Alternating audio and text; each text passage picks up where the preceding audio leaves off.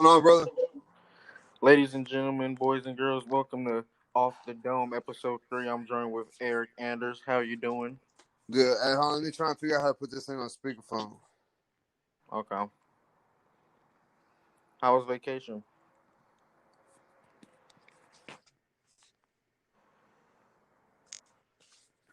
Man, I don't think I can. It's all good though. What's How was your happening? vacation? What's that? I said, how was your vacation? Oh, it was awesome. You know, Croatia's a very beautiful country. Mountains, beach. Really green. A lot of parks and stuff. A lot of stuff to do. So we had a great time. Do you usually go on vacations a lot after fights, or is it just something you do with your family a lot? Yeah, we try to go on a few every year.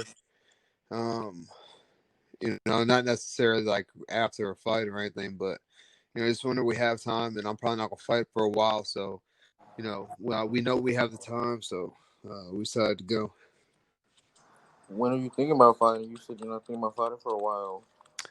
I probably won't be fighting until the end of the year. I just had an eye Okay. surgery a few weeks ago, so probably about a month, 6 weeks ago. So I go see the doctor to get cleared tomorrow. I hope so. We'll see what he says. Do you think, even off the loss to Jocko, that you're gonna get a decent opponent, like at least close to top 15? Man, I don't know. We'll see what the UFC brings me. Um, I'm not really sure. I don't even know what the landscape of the middleweight division looks like at the moment. So, who knows who will be where by the time it's time for me to fight again. So, just enjoying the fights as a fan. If you've been watching fights, what's your favorite fight so far this summer? Dude, there's been a lot. Um, I don't think any one in particular. I can think of one off the top of my head, but man, there've been some phenomenal performances. Rose Namajunas and um, Jessica Andrade, Gaethje Ferguson. There's been a lot of great fights. A lot of great fights. I've seen you tweeting about them. I've seen a lot of fighters tweeting about it. They all seem to really enjoy them right now. It seems to gotten better. Who's that? I said the fights have seemed to gotten better at least during the summer. They're just crazy. Yeah, and some of those fights have been in that small octagon in Vegas. So I think on that card there were a lot of finishes, a lot of knockouts. Because that small cage really does entice the fight, a whole lot more. So have you enjoyed quarantine, or have you not really quarantined? It sounds like vacation. Yeah, we haven't done much quarantining. I was getting ready for a fight, so I had to be out and training, and getting work, and then you know, I had eye surgery shortly after the fight, so I guess I did for a little bit, and then we just got back from Croatia, so you know, uh, we were kind of living our life.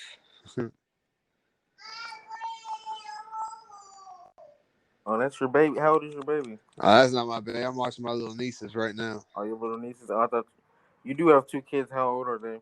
Yeah, I got two boys.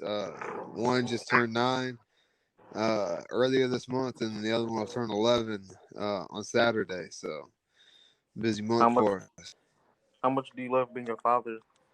Man, I love it a lot. It's a very fulfilling, thing, and it's it's cool having two little mini me's running around and teaching them things, showing them things, being a father, and just enjoying the whole experience. So a lot of people would know you from fighting in the UFC or being a professional fighter. I don't think too many know that you've won a national championship as a starting linebacker. How was that experience?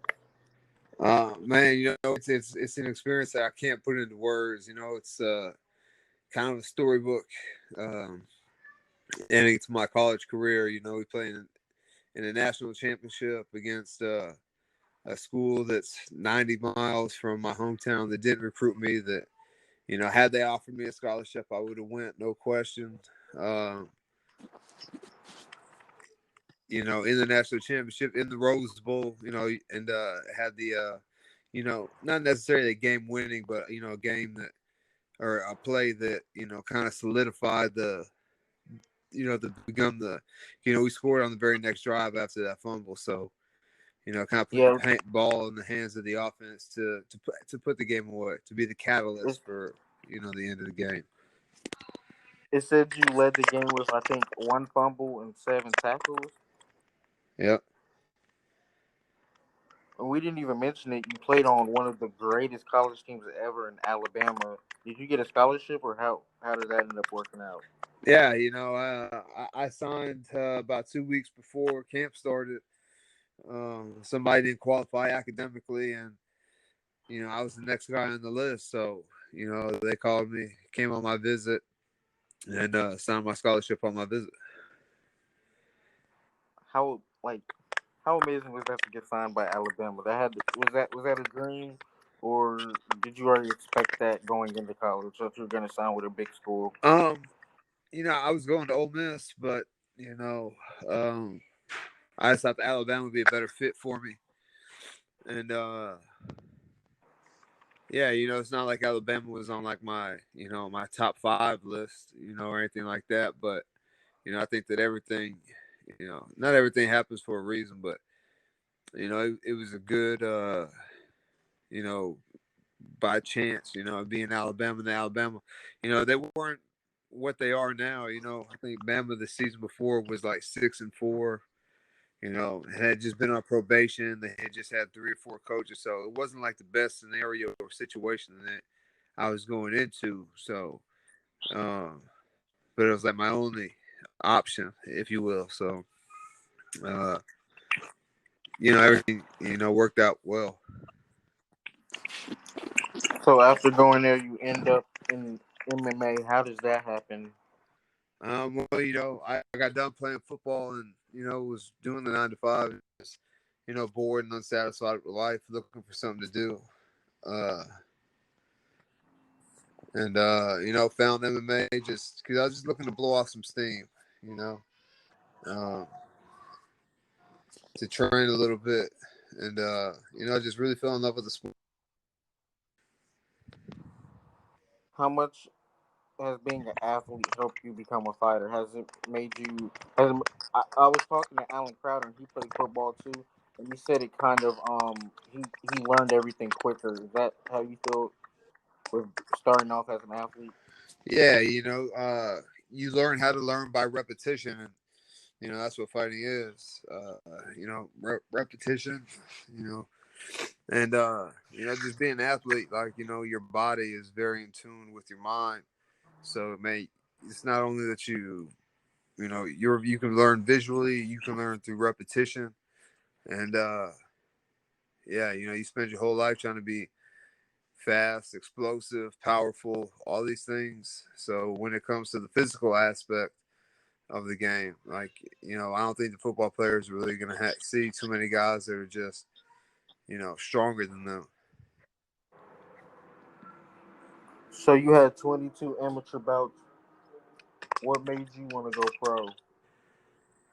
Well, I knew that I wanted to fight in the UFC, and to do that you got to be pro, and after so many fights, it's just time. If you haven't got figured out by 22 fights, you're not gonna have it figured out.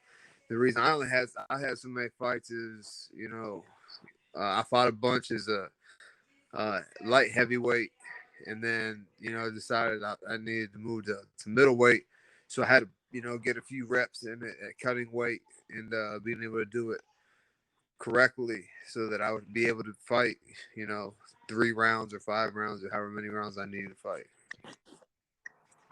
I was gonna ask you about the light heavyweight. You fought Jocko at middleweight, correct? What's that? You fought Jocko at Yeah, yeah, middleweight. yeah. Uh-huh. Are there any plans to go back to light heavyweight? Oh man, I get in where I fit in. Where they called me, asked me to fight somebody. Lightweight or excuse me, heavyweight or light heavyweight, middleweight doesn't matter to me. What do you naturally weigh at? I walk around, 220, 230 when I'm eating good. Mm. Okay, so you're definitely bigger for. Okay. So you started off your career 10-0, go to the UFC. You're 13-5. How are you feeling after all these fights? Man, I feel good. Uh, definitely need to develop and uh, win more fights. Obviously, but it's man, I feel good. You all four of your losses out of five. You did get knocked out. Well, referee stoppage for Thiago Santos. Do you feel like it's just a matter of time before you start winning these decisions? Yeah, If it goes to a decision, yeah, I'm gonna get it figured out, man. Outside of Roundtree, he just completely dominated me. But outside of that, I think uh, some of those losses could easily be wins. yeah, I see. Lotto Machida and Elias Theodore for whatever is both split decision losses. Yeah, those could have gone either way. A lot of people, including myself, saw both those fights going a different direction. So, but at the end of the day, I didn't get the job done. So, that's really the moral of the story. So you still live in Alabama, I correct? do. Yeah, Birmingham. What made you stay, or did you never think of leaving? Man, my oldest son, he stays with his mom, and so he's here, and yeah, being a father is more important to me than living somewhere else. So, here I am. What do you do outside of fighting? Like, do you have any certain hobbies that you do? Man, not really. That's pretty much all I do. Even when I don't have a fight coming up, I still train. Just about the same. Um, Outside of traveling, we do a pretty good bit of that. You train at Spartan Fitness. Yep. How long have you trained there? Uh, Probably a good 8 years, I would imagine. Who are your top sparring partners? Walt Harris is one of my training partners. Um, Man, he's probably the only one that you guys would know. He's in the obviously I think he's top 10, number Yeah, 9 or 7, number he's between 7 and 9, I think. Heavyweight. So he's had a pretty you good fought on career. the same card as him. What was Yes. that like? It was cool. I'm him and I. It's been a long time since him and I fight on the same card. So it's pretty cool to do that again with him. Was it was it more intense backstage because of everything he was going Not through? really, because they had everybody separated and stuff. So it's, yeah, you couldn't feel any intensity of anybody because there wasn't anybody else around. Okay. What do you like to do in training the most? Jiu-jitsu, wrestling, or striking? Man, we do it all. You have to do it all. I think I have more experience with the grappling, but the striking is definitely fun as well. Who is your MMA GOAT What's that? or UFC GOAT? Who do you think is the UFC GOAT? I mean, it's hard not to argue John Jones. I think he's beaten the most former champions and um, has done well for himself.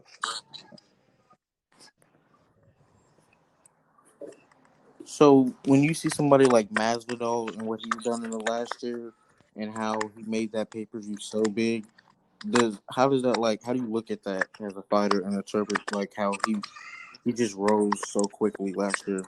And I think that's the cool thing about MMA that MMA has over boxing. MMA is a very streaky sport. Guys can go from you know to not so well Okay. known to a household name in a very short period of time, and even with some losses, you put together a few win, a good win streak, and everybody knows who you are. So, and you can, definitely change how much money you're making and whatnot. So, and the same goes for the other way around. You take a few losses, that could be the end of your career. So, I think with boxing, you lose a fight, and just one loss can be detrimental to your career. But in MMA, you go on a streak, it change your life. Yeah, I was gonna say for you, you've been on that streak. You've won 10 in a row. Started off undefeated, and having that must have made you a star just with that right there. Because you got a main event fight in your third UFC fight. Yeah, I think it just shows what the UFC thinks of me, and you know lost a pretty close fight to a former champion. So I know that I'm there, and just there's a few more tweaks to my game, and no doubt that I could be a champion.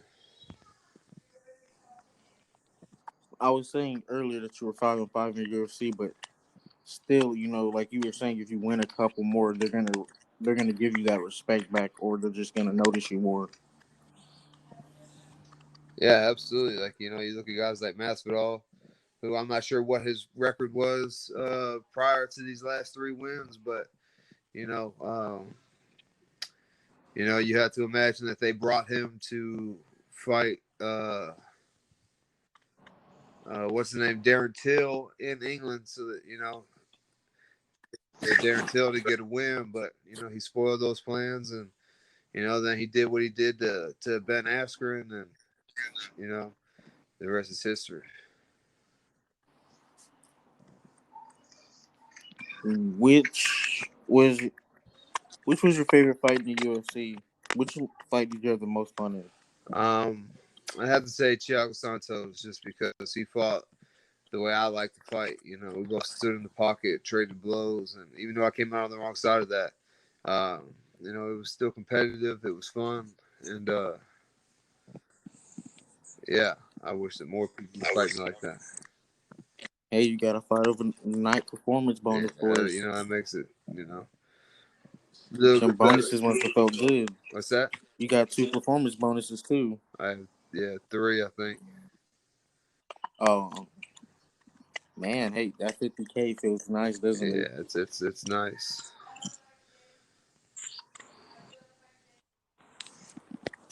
So, what did you think of Kelvin Gastelum and Jack Hermanson in that fight?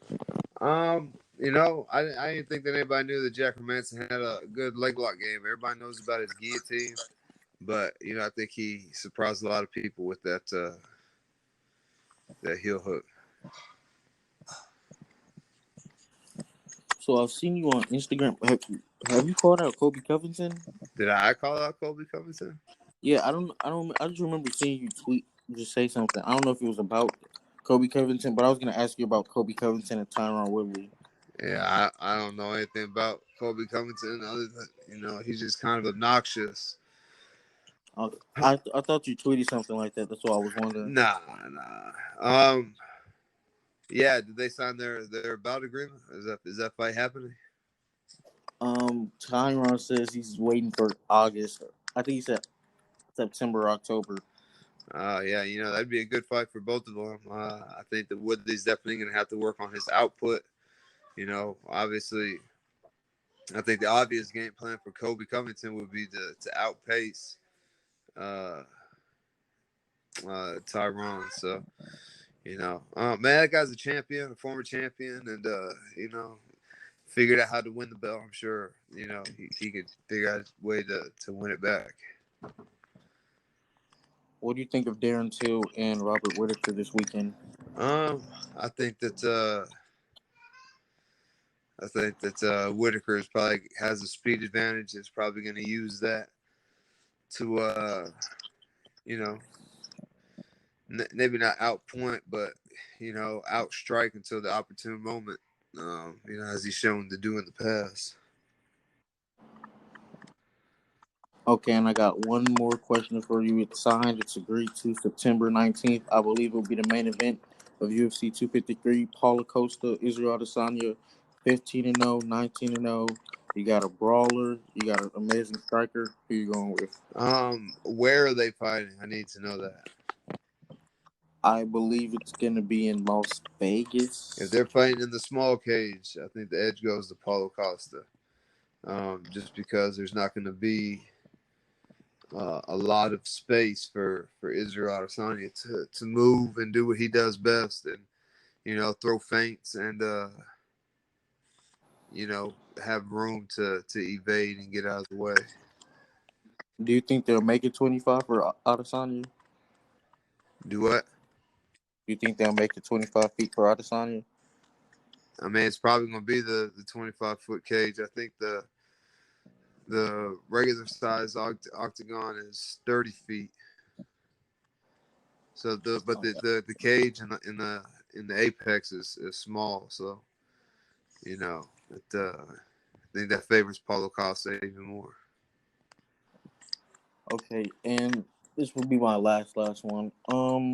Is there any ranked middleweight that you'd like to fight right now if you could? Man, I really haven't thought about it much. I'm not even able to fight right now, so It's just not even been there. What's that? So it's just not in your head right now. Yeah, I just really haven't put much thought or even seen the landscape of the division, so I don't even know who's ranked and where they're ranked and whatnot. So, by the time it gets time for me to get back to fighting and training for a fight, then I'll definitely have a name by then. Okay. Thank you for joining me on the show. Guys, follow me at Off the Dome on Instagram. Gonna post this afterwards. Thank you, Eryk Anders, and we're gonna bring him on UFC Talk in a couple weeks. I appreciate you having me, man. Anytime.